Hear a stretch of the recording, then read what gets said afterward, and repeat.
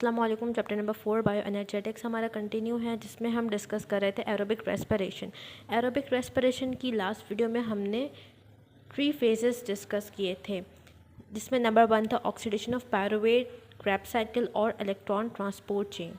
जिसमें से oxidation of pyruvate और क्रैब्स साइकिल हम लास्ट वीडियो में कवर कर चुके हैं। आज के वीडियो में हम करेंगे इलेक्ट्रॉन ट्रांसपोर्ट चेन।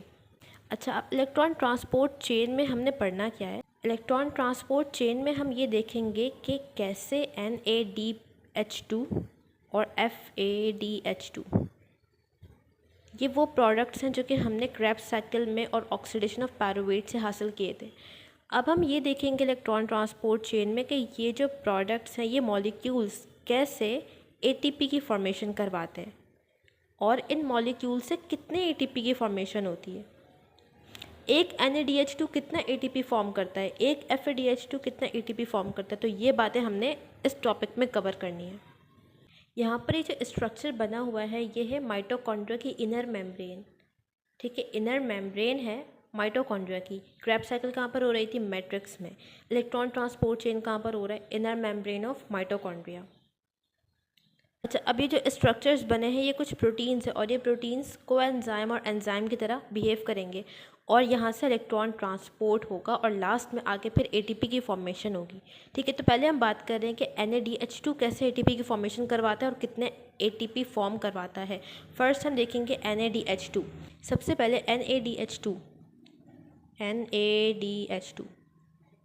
NADH2 की होगी डिहाइड्रोजिनेशन या फिर ऑक्सीडेशन।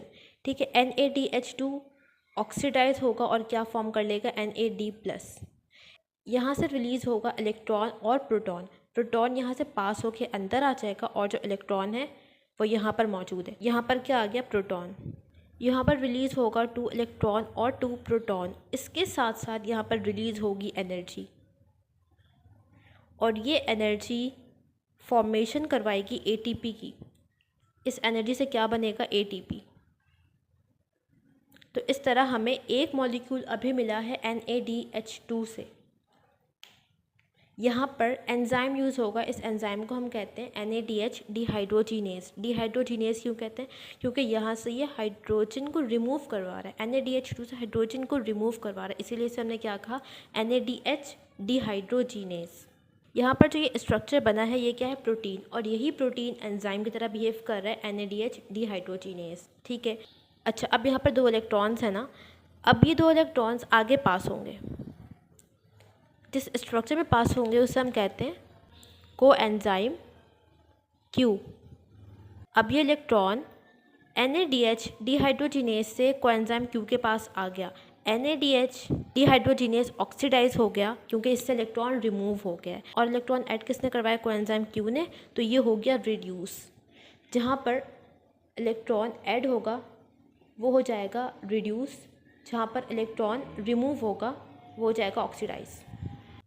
अभी इलेक्ट्रॉन कोएंजाइम Q के पास है तो ये रिड्यूस फॉर्म में है। अब नेक्स्ट स्टेप में कोएंजाइम Q ये इलेक्ट्रॉन को आगे ट्रांसपोर्ट कर देगा और ये खुद क्या हो जाएगा? ऑक्सीडाइज, क्योंकि इससे इलेक्ट्रॉन रिमूव हो गया। ठीक है, इलेक्ट्रॉन कोएंजाइम Q ने आगे ट्रांसपोर्ट कर दिए। जिस स्ट्रक्चर में इलेक्ट्रॉन आया है इसका नाम है साइटोक्रोम B।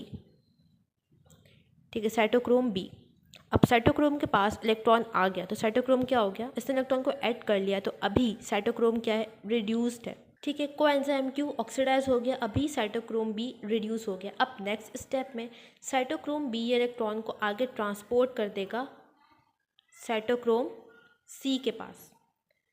तो अब साइटोक्रोम B क्या हो जाएगा? ऑक्सीडाइज, और साइटोक्रोम C क्या हो जाएगा? रिड्यूस, क्योंकि इलेक्ट्रॉन साइटोक्रोम C के पास आ चुका है।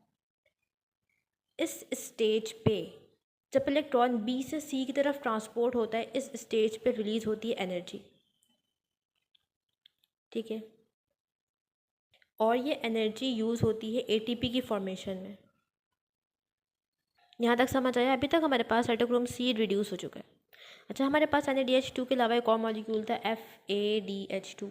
इसकी फॉर्मेशन भी हुई थी क्रेब्स साइकिल में। तो FADH2 कहाँ पर ऑक्सीडाइज होगा? FADH2 को ऑक्सीडाइज करेगा कोएंजाइम Q। यहाँ पर ऑक्सीडेशन होगी FADH2 की FAD+ में। FADH2 से भी इलेक्ट्रॉन्स रिलीज़ होंगे और ये इलेक्ट्रॉन कोएंजाइम Q के पास आएंगे, फिर साइटोक्रोम B और फिर साइटोक्रोम C। उसी तरह से FADH2 के साथ भी होगा।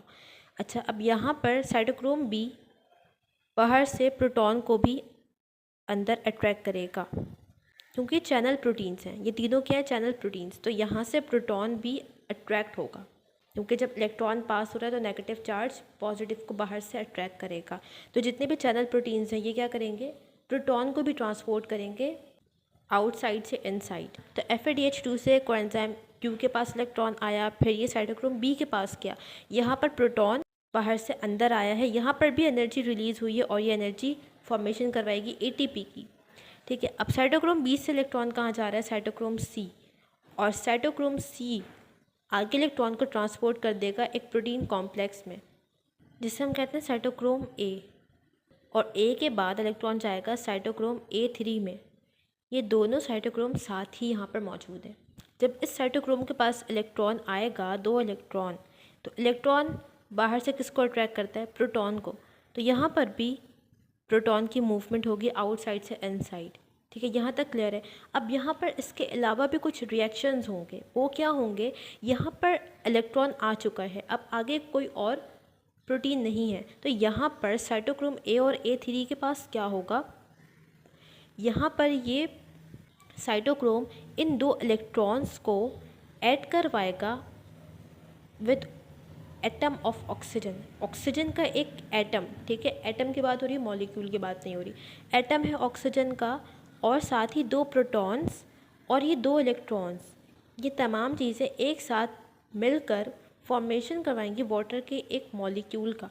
तो यहाँ पर वाटर का एक मॉलिक्यूल फॉर्म होगा, और ये काम कहाँ पर हो रहा है, साइटोक्रोम A3, क्योंकि लास्ट जिसने एक्सेप्ट किया इलेक्ट्रॉन को वो कौन सा साइटोक्रोम था, A3। अब यहाँ पर देखो प्रोटॉन्स की कंसंट्रेशन अंदर इंक्रीज़ हो गई। कंसंट्रेशन अंदर इंक्रीज़ होने की वजह से क्या होगा, ये जो प्रोटॉन्स हैं ये मूव करेंगे फ्रॉम इनसाइड टू आउटसाइड, अंदर से बाहर की तरफ जाएंगे एक प्रोटीन चैनल के थ्रू, जिसे हम कहते हैं ATP सिंथेज, ATP सिंथेज। और जब यहाँ से प्रोटॉन्स मूव करते हैं इनसाइड टू आउटसाइड, यहाँ पर क्या रिलीज़ होती है, एनर्जी। और ये एनर्जी ये प्रोटीन यूज़ करता है, ये एंजाइम यूज़ करता है, और इस एनर्जी की मदद से ADP में एक फॉस्फेट ग्रुप को ऐड करवा के क्या बना लेता है, ATP। ठीक है, यहाँ पर हमने बात की ना कि एनर्जी रिलीज़ होगी और ATP की फॉर्मेशन होगी, तो इस तरह से एनर्जी रिलीज़ होगी और ये ATP सिंथेज ATP की फॉर्मेशन करवाएगा। ठीक है, तो इस तरह से प्रोटॉन्स और एनर्जी हेल्प करती है ATP की फॉर्मेशन में। यहाँ पर मैंने डायरेक्ट बता दिया था, यहाँ पर मैंने इस बात को एक्सप्लेन कर दिया है। ये पूरा प्रोसेस था इलेक्ट्रॉन ट्रांसपोर्ट चेन का। अब यहाँ पर कुछ पॉइंट्स हैं नोट करने के लिए। फर्स्ट पॉइंट, यहाँ पर क्या यूज़ हुआ है, ऑक्सीजन।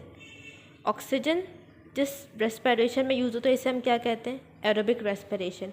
तो इस वजह से इस पूरे प्रोसेस को हमने क्या कहा, एरोबिक रेस्पिरेशन, क्योंकि एरोबिक रेस्पिरेशन के लास्ट फेज में इलेक्ट्रॉन ट्रांसपोर्ट चेन में क्या यूज़ हो रहा है, ऑक्सीजन। Number 1 point.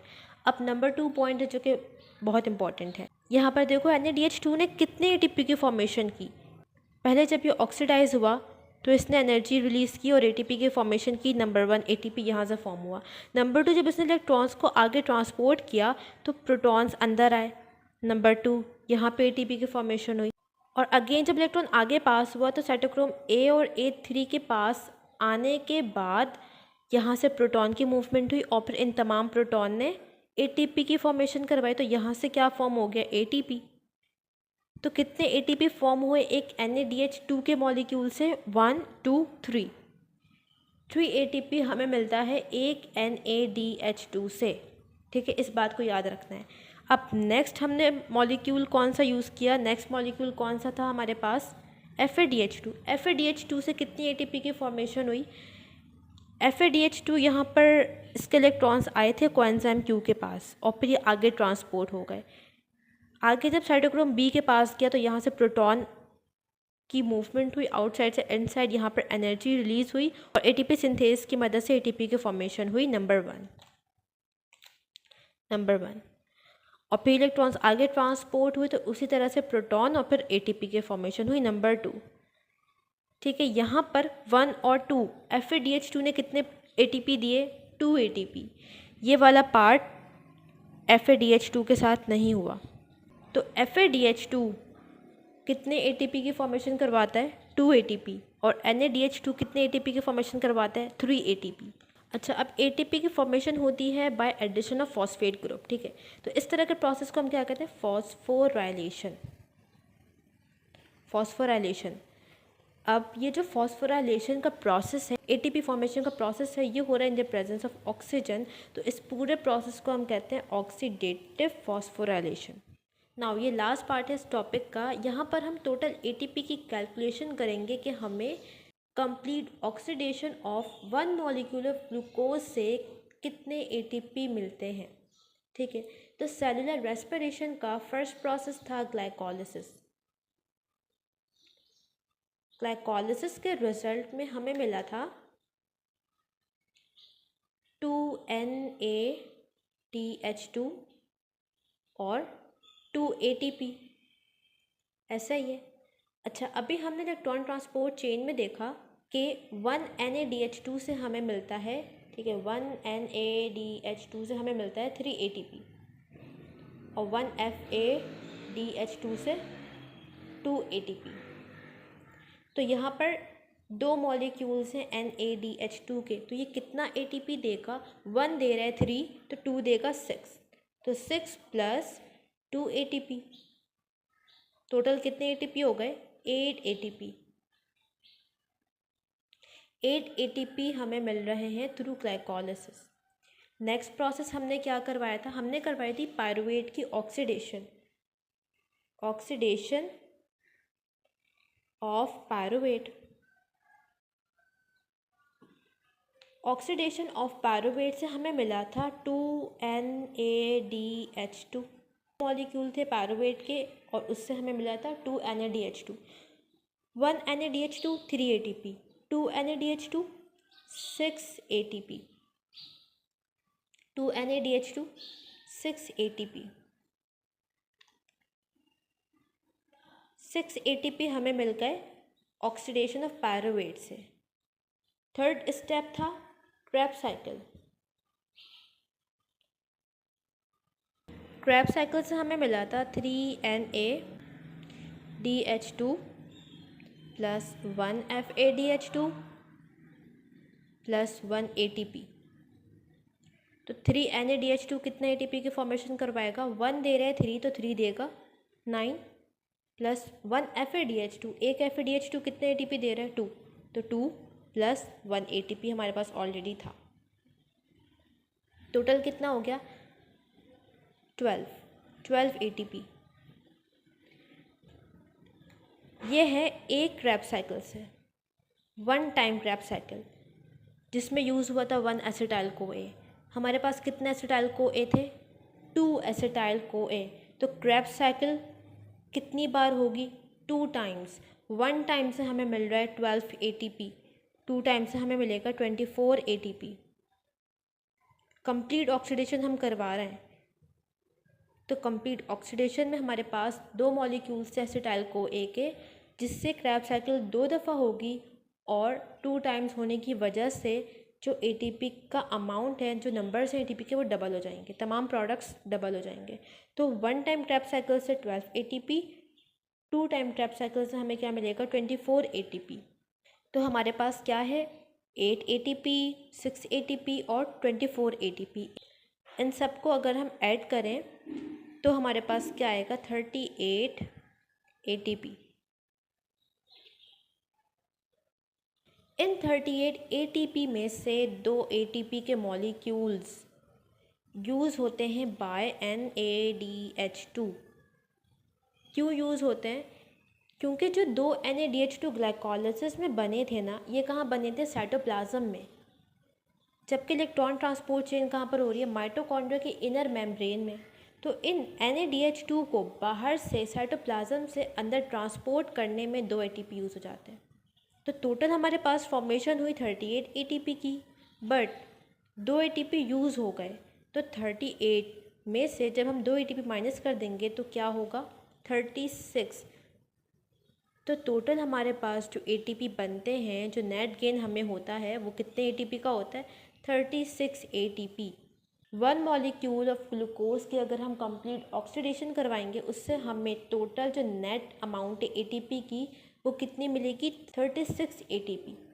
बाकी जगहों पे जो NADH2 बने हैं ये माइटोकॉन्ड्रिया के अंदर बने, तो यहाँ पर हमें उसे ट्रांसपोर्ट करने की ज़रूरत नहीं है। तो इसी वजह से यहाँ पर कोई ATP यूज़ नहीं होगा, सिर्फ हमें 2 मॉलिक्यूल्स को ट्रांसपोर्ट करना है NADH2 के, तो इसके लिए हमें 2 ATP रिक्वायर है। नेट अमाउंट ATP की 36 ATP। यहाँ पर हमारा टॉपिक कंप्लीट होता है सेलुलर रेस्पिरेशन का। अब नेक्स्ट वीडियो में हम कवर करेंगे फोटो रेस्पिरेशन।